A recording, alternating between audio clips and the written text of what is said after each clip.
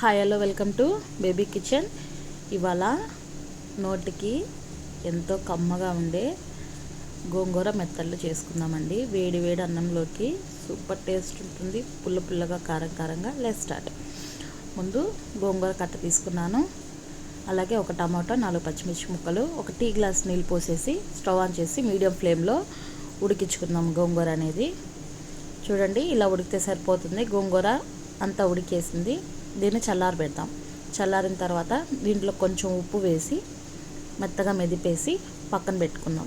Stove on చేసి pan పెట్టి pan heat అయినాక కొంచెం అందులో ఆయిల్ వేసుకొని ఈ మెత్తళ్ళు తలా తోక తీసేసి కడిగి శుభ్రంగా కడిగానండి. తర్వాత ఒక అరగంట నానబెట్టాను.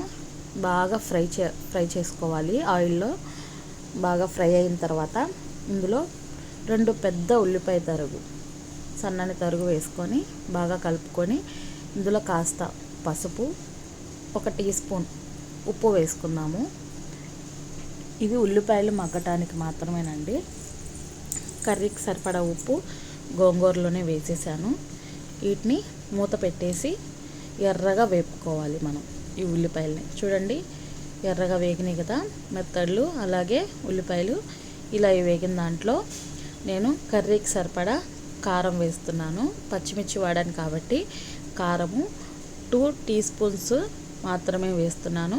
ఒకసారి ఇదంతా కలిపేసి కొంచెం ఆయిల్లో మగ్గనివ్వాలి. మూత పెట్టేసి మగ్గిద్దాము.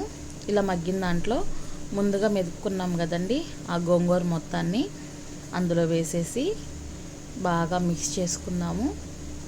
ఇలా మిక్స్ చేసి మూత పెట్టి నూనె పైకి తేలేంత వరకు ఉడికించుకుందామండి గోంగూరని. స్టవ్ ఆఫ్ చేసేద్దాం. అంతేనండి. వీడియో నచ్చిందా?